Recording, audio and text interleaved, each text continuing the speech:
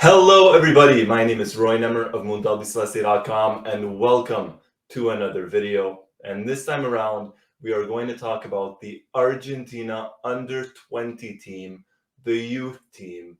And we're going to talk about, well, the good, the bad, the ugly, the rise and fall, and now the resurgence of the Argentina national team, the under-20 team. So let's get into it. Let's just dive right into it. Argentina have won 6 under-20 World Cups. The first one in 1979 in Japan with a certain Diego Armando Maradona at the helm. A couple of you may have heard of him.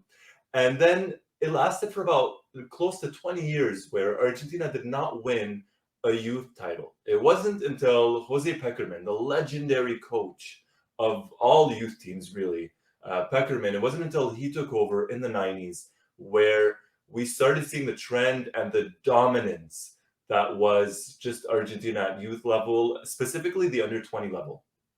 And the first under-20 World Cup that he won was in 1995. Now, throughout the years, Argentina have produced massive amounts of talent that have gone on to have extremely successful careers. If you look at the one from 1995, for example, Juan Pablo Sorin, he would go on to captain the senior Argentina team in 2006. So 11 years later at the World Cup, Sorin was the captain, and he won the Under-20 World Cup in 95. Now, if you jump to 97, 2 years after that, Pekerman had a very, very strong team, and once more won the Under-20 World Cup. It was held in Malaysia. Players like Juan Riquelme, Pablo Aymar, Lionel Scaloni, the current coach of the Argentina national team, Walter Samuel, Esteban Cambiaso, Diego Placente. Those were players that were part of the 1997 under-20 team. So now we're getting, we're getting to 2 World Cups in a row. Argentina have won them. They look good. But as I mentioned at the start, it's the good, the bad, and the ugly. And we're still in the good, and the bad and the ugly are coming up in just a little bit. So that was 95, that was 97. Pekerman's on a roll. We jump over to 2001. The team did not win it in 99, but we jumped to 2001, and that was a legendary Argentina team. That tournament was held in Argentina, and Javier Saviola scored 11 goals that tournament. Maxi Rodriguez, Nicolas Burdisso, Fabrizio Coloccini, Andres D'Alessandro, Willy Caballero, even he was part of that team. And that 2001 team, just on the pitch, were a joy to watch, really a joy to watch. And for anyone that has watched or that has followed, the under-20 teams throughout the years, many of them, if not all of them, will tell you that 2001 team that Argentina had, wow, what a team. What a team. Now, we're at the under-20 level, and we're getting to the Olympics. So in 2004, we've gotten to the point where Argentina won 4 under-20 World Cups, right? The 70s, 95, 97, 2001. In 2004, Marcelo Bielsa was managing the Argentina under-20 team, the under-23 team, and the senior team. And he had just lost the Copa America final against Brazil in heartbreaking fashion on penalties. We're not going to talk about that, though. And then just a couple of weeks later, there were the Olympics, the Athens Summer Olympics. Now, gone were the days of Jose Pekerman managing the under-20 team, because Pekerman was about to take over Marcelo Bielsa and coach the senior team. But that's coming up in a separate video. So Bielsa, at this point, he takes what Pekerman had helped build, and he created, in my opinion, one of the strongest youth teams ever assembled. And when I say one of, it's because, in my opinion, that 2018 was even stronger. But let's take a look at the names that won gold for Argentina in 2004. If we take a look at them, you got Willy Caballero, Roberto Ayala, Nicolas Burdisso, Fabrizio Coloccini, Javier Mascherano, Gabriel Heinze, Javier Saviola, Cesar Delgado, Luciano Figueroa, Carlos Tevez, Christian Kili Gonzalez, Mauro Rosales, Nicolas Medina, Clemente Rodriguez, Andres D'Alessandro, Lucho Gonzalez, Mariano Gonzalez, Germán Lux, and then Leandro Fernandez. So if you just go through that team, that team in and of itself could compete against most senior national teams. Forget youth teams, senior national teams. And what a tournament. What a tournament. Argentina won gold. Tevez, the standout player. Just a tremendous showing by all involved. And then a year later, we have the Under-20 World Cup. And you may have heard of Lionel Messi. Yeah, he was part of that tournament.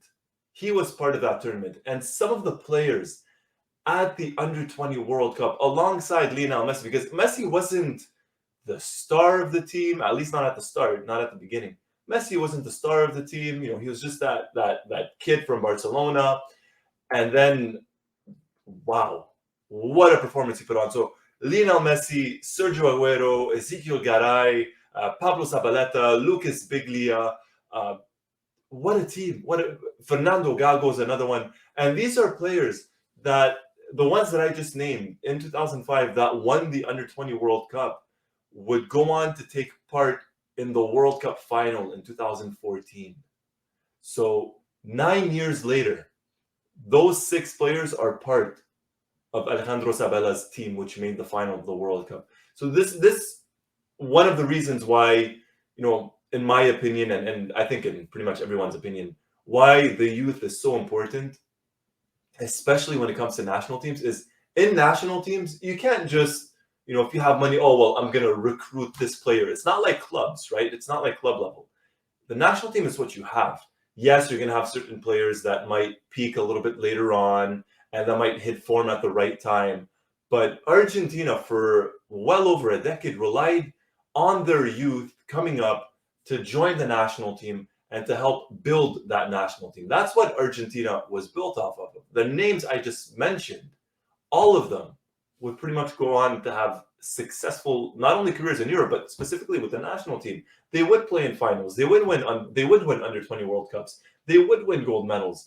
So far for Argentina, it's smooth sailing. It's absolutely excellent. We're on 5 Under-20 World Cups now. Just tremendous if you really think of it. Really think of it. You have Maradona that won it. Then you had Sorin in 95. And then you had the 97 team with Riquelme. And then in 2001 in Argentina with Maxi and Saviola. And then you get Messi and Aguero in 2005. But we're not done yet. We are not done yet, because in 2007, 2 years later, Argentina again in Canada. And I was fortunate enough to actually attend one of the matches, because the Under-20 World Cup was being held in Canada. And I remember watching the match versus North Korea. Sergio Aguero scored the lone goal. It was a free kick. I still have it. I recorded that. I was in the stands and I was recording it right before the free kick, and he scored and celebrated like a madman, or mad teenager, sort of late teens. But just a great memory for me. And that 2017, we have Aguero again. So Aguero was there in 2005 and he was there in 2007. Angel Di Maria, Sergio Romero, Ever Banega, Alejandro Papu Gomez. So again, players that would go on to play for the senior national team. Aguero, Di Maria, Romero, 3 players that would play in 2014 in that final. So for Argentina, you can see why the youth is so important, because as I mentioned, every name that I just stated would go on to play for Argentina.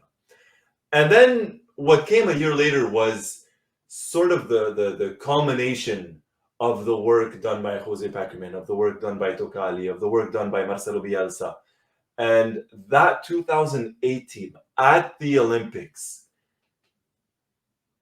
I mentioned earlier that the 2004 team could compete against senior teams. This 2008 team was practically competing against senior teams, because a lot of these players were playing for the senior national team. And if we take a look at the names in 2008, the coach was Sergio Batista.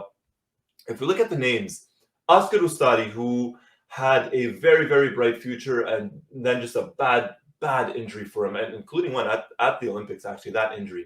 So Oscar Ustari, Ezekiel Garay, Fabian Monzon, Pablo Zabaleta, Fernando Gago, Federico Fazio, Jose Sosa, Ever Banega, Ezekiel Lavezzi, Juan Román Riquelme, Ángel Di María, Nicolas Pareja, Lautaro Acosta, Javier Mascherano, Lionel Messi, Sergio Aguero, Diego Buonanotte, Sergio Romero, and Nicolas Navarro. And look at those names. I'm going to leave those names up on the screen. Look at that. That's incredible. Mascherano, the only or the first Argentine athlete to win to win 2 gold medals. The only Argentine athlete at the time, and the first one to win 2 gold medals at the Olympics, not just in football, but period, any sport. Mascherano, and that's incredible. Then Riquelme, Messi, Aguero, Di Maria, Lavezzi. Look at that team. Look at that team.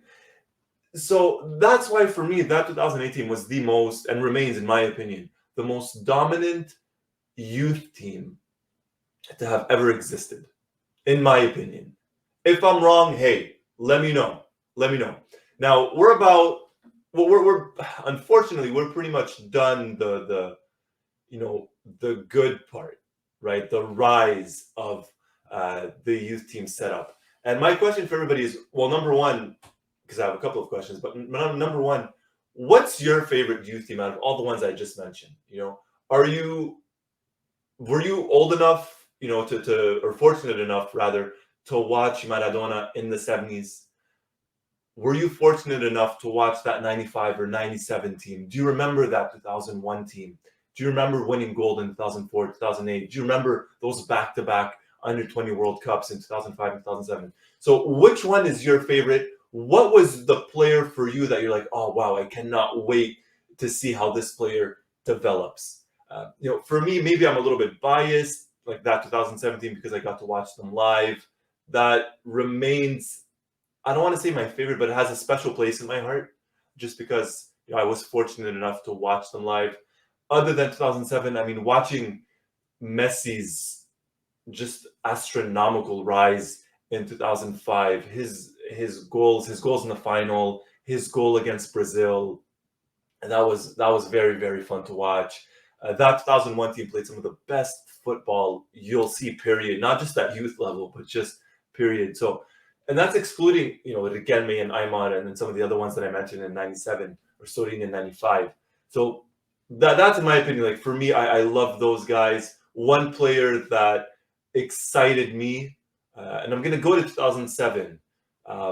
One player that excited me a lot was actually Sergio Romero, the goalkeeper, because he had made a save in the final against the Czech Republic. It was like a point blank save. I can't remember how he saved it, like how he had the reflexes to save it.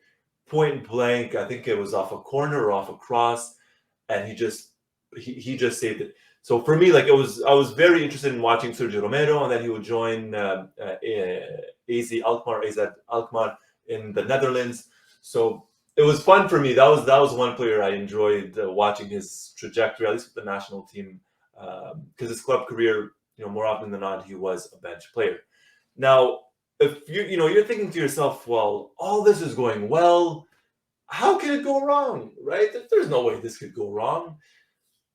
Unfortunately, it did, and it went wrong very fast, very, very fast, and it only got worse because the fall was a steep fall, and ultimately Argentina would hit rock bottom. So Argentina won the 2004 Olympics, won the 2005 Under-20 World Cup, won the 2007 Under-20 World Cup, won the 2008 Olympics. So essentially, for 4 years, every tournament that Argentina were in, they were winning. Unfortunately, this was the peak, and it was pretty much all downhill from there. 2009 Under-20 World Cup. No Argentina. Argentina did not qualify for the Under-20 World Cup. The qualification, there were 2 phases, 2 rounds of the qualifications. Argentina barely qualified for the second round. There were 4 teams tied for sixth place. Sorry, tied on 6 points. 4 teams. Argentina made it through essentially on goal difference.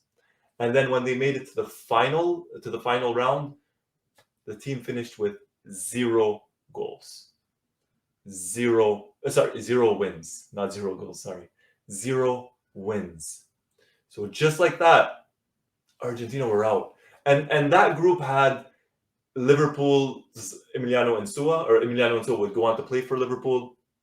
Federico Fernandez, who would actually be part of the 2014 World Cup team that made the final in Brazil, and Eduardo Salvio.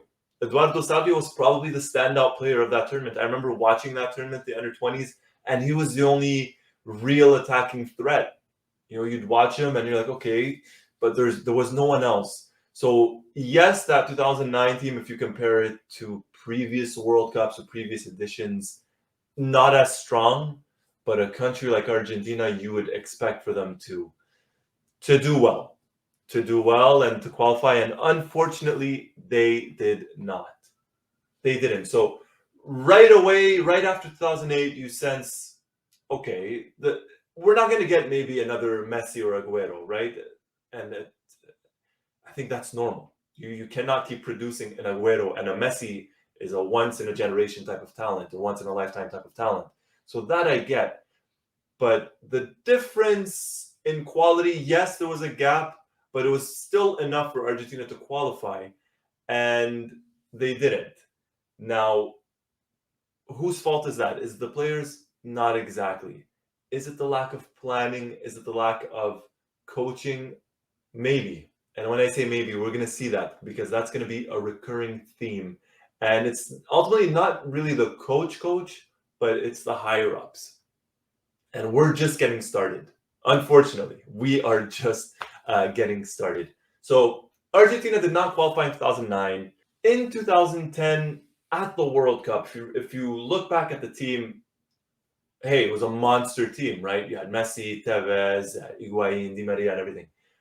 It was like really one kind of youth player, and that was Javier Pastore. Javier Pastore, you know, he would go on to play for Palermo and go on to play for PSG and Roma and other clubs. So Pastore was not really part of that youth team setup. So if you look at 2010, you're thinking to yourself, okay, well, there's no one here that was, you know, that came from that 2009 generation, but there was a lot from 2007 and 2005. So you're thinking, okay, so far, hey, it's good, right? I mean, you have Higuaín and Messi and Aguero and Di Maria. So, hey, everything's off to a good start. 2011, Argentina qualified for the World Cup. They qualified for the World Cup, and they deserved better than what they got. And that was, in my opinion, I think that was a pretty good Argentina team. Emiliano Dibu Martinez was there. Eric Lamela was there. Nicolas Tagliafico, Roberto Pereira, Germán Pasella. So I just named 3 players, Dibu, Tagliafico, and Pasella, who were part of that 2011 team that 10 years later would win the Copa America. That team would lose on penalties in the quarterfinals versus Portugal. Now, penalties can go either way, and that's why I mentioned, in my opinion, I think they deserve better. I think they should have won that match and progressed to the semifinals. Things happen. And at the time, the coach was actually not Argentine. It was Walter Perasso, a Colombian, was coaching Argentina. So we went from having, you know, Marcelo Bielsa and Jose Pekerman and everything, and Sergio Batista, to, let's say, a foreigner coaching the national team, or the youth national team, sorry. And now this is where things begin to really get interesting. 2013. No Argentina at the World Cup. No Argentina at the World Cup. And in the qualifiers, you had Manuel Lanzini, you had Juan Musso, you had Matias Craneviter, you had Walter Benitez, you had Juan Iturbe. For those of you that remember Juan Iturbe, he would go on to play for Paraguay. He would play for Argentina, but then switch allegiances and play for Paraguay. So a pretty good Argentina team did not qualify for the 2013 World Cup. And then the big news. The news that, in my opinion, was the start of that rock bottom. AFA president Julio Grondona passed away. in 2014.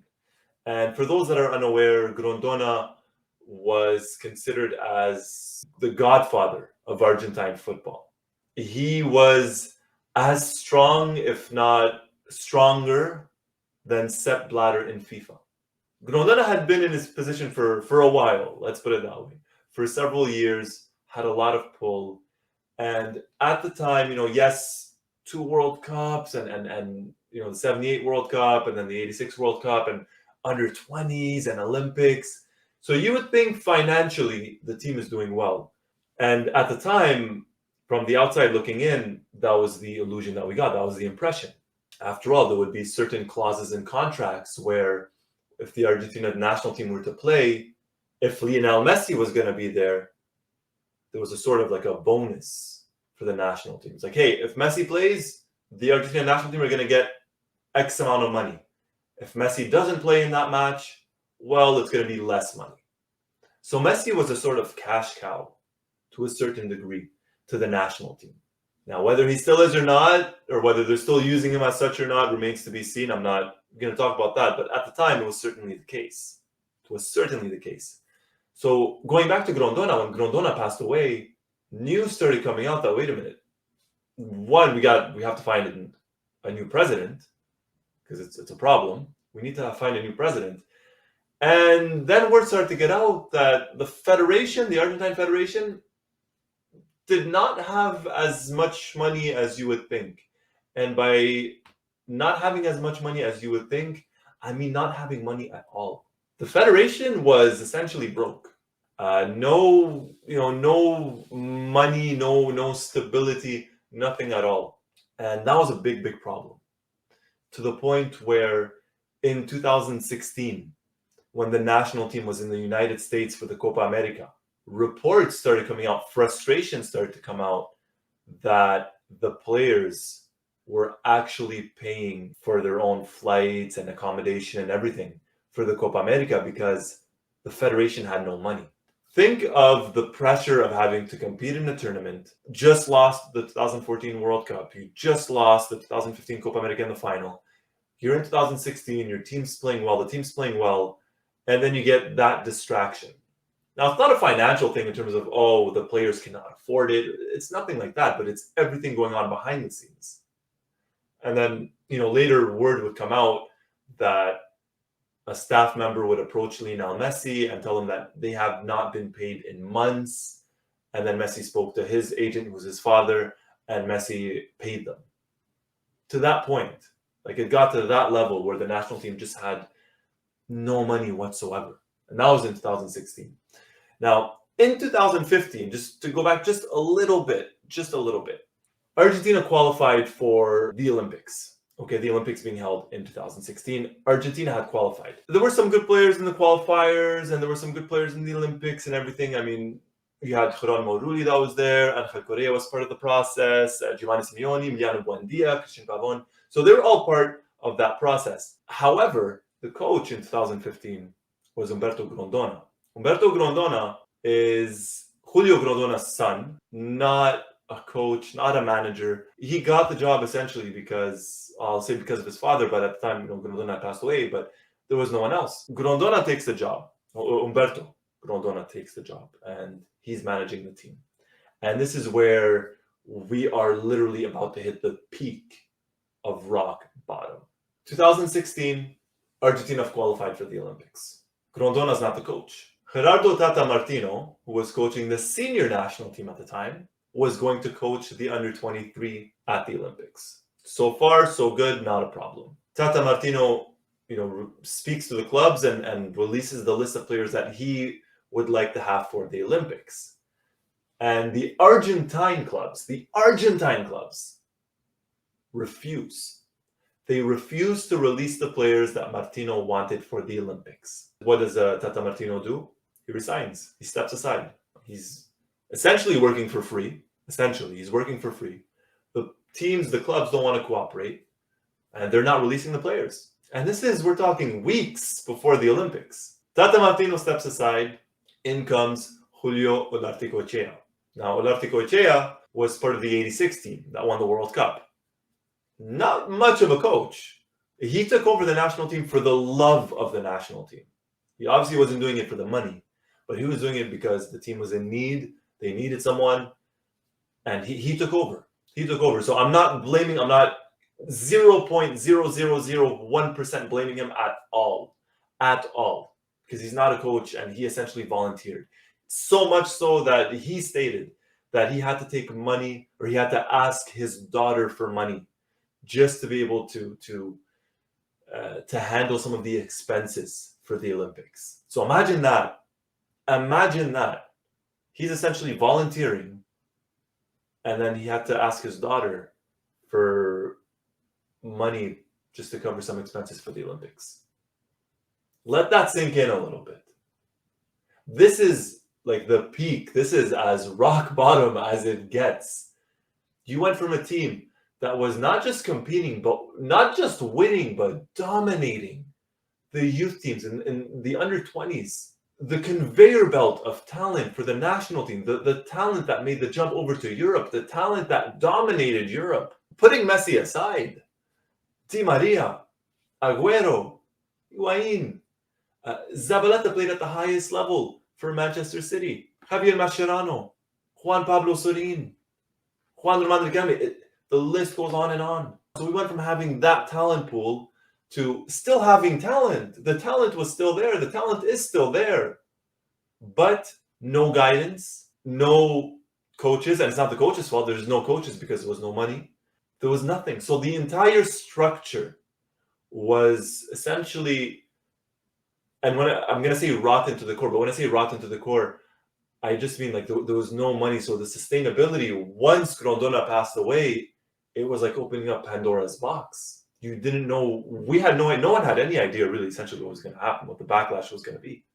And that was the backlash. So Argentina went to the 2016 Olympics with good players, by the way, with good players, but no coach. And that's not the coach's fault. That's not Olarte Kochea's fault, but no coach. And you have this massive cloud hanging over your head of what's going to happen. You know, we're there to play, but as a player, it's got to mess with you a little bit. Now, I'm going to say luckily, but luckily that was essentially the worst of it. Okay, that was the rock bottom. Afterwards, we got the AFA elections, and Chiqui Tapia in 2017 became the president of the Argentine Football Association. And Tapia is still the president. 5 years on, remains the president. And he was doing something, or they were working on something that we didn't know what they were actually working on. And I'm going to get to that in just a second. But the resurgence was essentially starting with Tapia. Some people, for different reasons, might not like Tapia. I could respect that. I could, to a certain degree, understand it. But he worked, and he worked from the get-go. So when he took over in 2017, at the time, Jorge Sampaoli was coaching the senior national team. And Lionel Scaloni was part of Sampaoli's coaching staff. So Scaloni was there in 2018. He was there with the players. And what happened afterwards was Scaloni was appointed as manager of the Argentina under-20 team. And there was a tournament in 2018, right after the World Cup in Spain, the Cotif Alcudia tournament. And it's a tournament that Scaloni won. Scaloni won the tournament as a coach days or weeks after essentially being named, the manager and actually coaching the team at a tournament. So Scaloni's there, and Pablo Aimar is there as well. He's part of the coaching staff. So Scaloni takes over, he wins it. And then this is where everything slowly starts to come together. Pablo Aimar is part of his coaching staff, but Aimar is also coaching the under-17s, and Diego Placente is coaching the under-15s. So you have three players that, to a certain degree, grew up together, at least on the pitch, with the national team at the under-20 level, that have won youth tournaments together, that are playing within, that have a way of playing.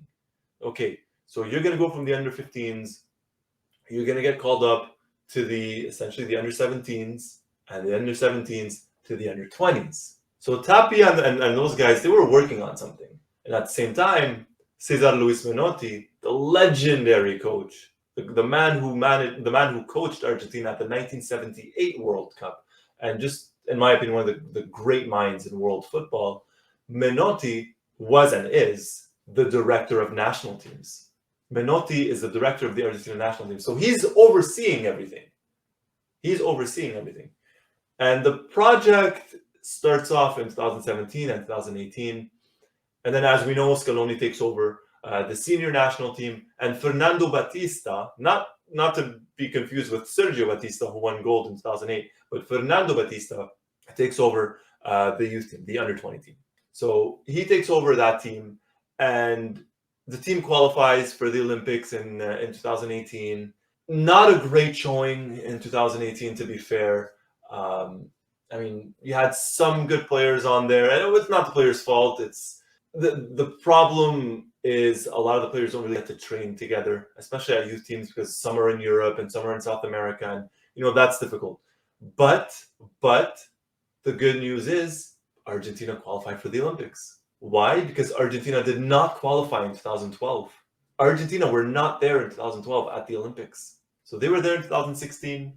They were there, I was going to say in 2020, but they were there in 2021. Obviously, that got delayed because of the pandemic. So now you're looking and you're saying, okay, Argentina really hit rock bottom. You had like those 3 years. We had several years where the youth level, they were producing talent, and they still are producing talent, but to a certain degree, it almost felt like no direction. So Fernando Batista takes over in 2019, pretty much as the coach of the under-20s. He manages them. He coaches them at the Olympics. He steps aside, and Javier Mascherano takes over as coach of the Argentina under-20 team in January of 2022. And this was, I mentioned a couple of minutes ago, they were working on something that we did not know about. Well, here's what they were working on. In January of 2022, when Mascherano took over as coach, we knew that, or we had an idea that there was going to be at least one tournament this year. Either the Toulon tournament, which was held in May and June in France, or the Cotif tournament, which was held in Spain right now in August. Lionel Scaloni called up some players for the senior team for World Cup qualifiers in March. And there were several names there that people had no idea who they were. Alejandro Garnacho, Nicolas Paz, Matias Sule, people knew. Luca Romero, people knew. But a player like Alejandro Garnacho, now you're hearing the name, you're saying, oh yeah, the 18-year-old, he plays for Manchester United. But if you go back 8 months or 7 months ago, no one knew who he was. And when we dug into it, Garnacho was born in Madrid and represented Spain at youth level.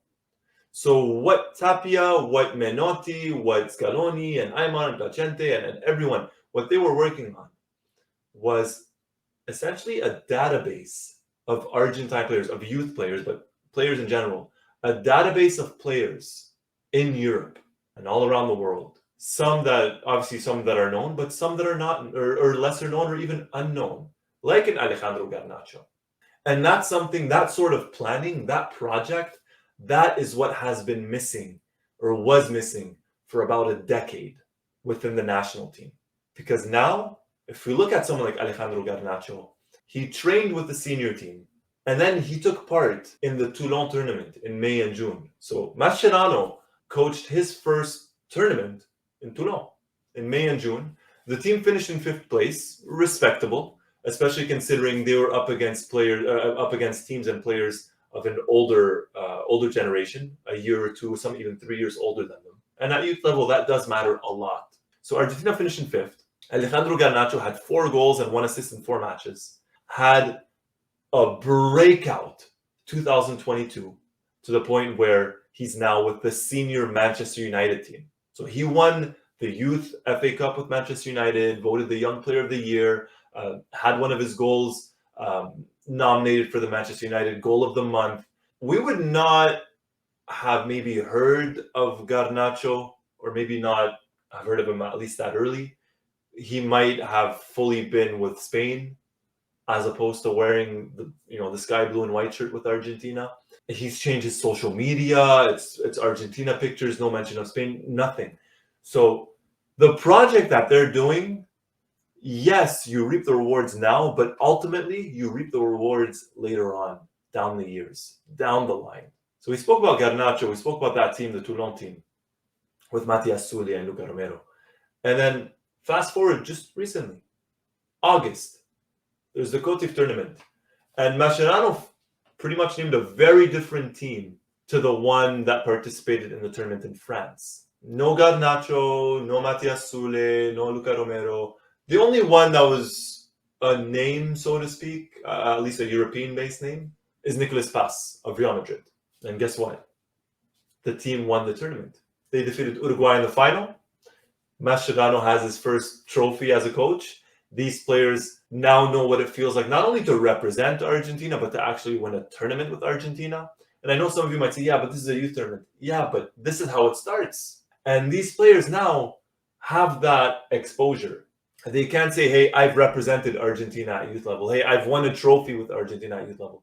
And down the line, a couple of years, yeah, some of these players might certainly represent Argentina at senior level and might represent Argentina even at a Copa America or even at a World Cup. Heck, we're August, and some people were talking a couple of weeks and even a couple of months ago of, hey, why don't we include a then 17-year-old or a now 18-year-old Alejandro Garnacho in the World Cup team? 1 year ago or 9 months ago or 8 months ago, if someone would have told you Alejandro Garnacho, it would have been like, who? This is the work that is being put in right now within the national team, the youth team setup, because we saw the rise. We spoke about the 90s and early 2000s and just how Argentina dominated and won everything. But you cannot sustain that without a plan. And we saw it when there was no plan in place, when they kept switching managers, when they didn't know what to do. When Grondona passed away, that's when everything just became crystal clear of, oh, wow, there's nothing in place here. And they had to start from scratch.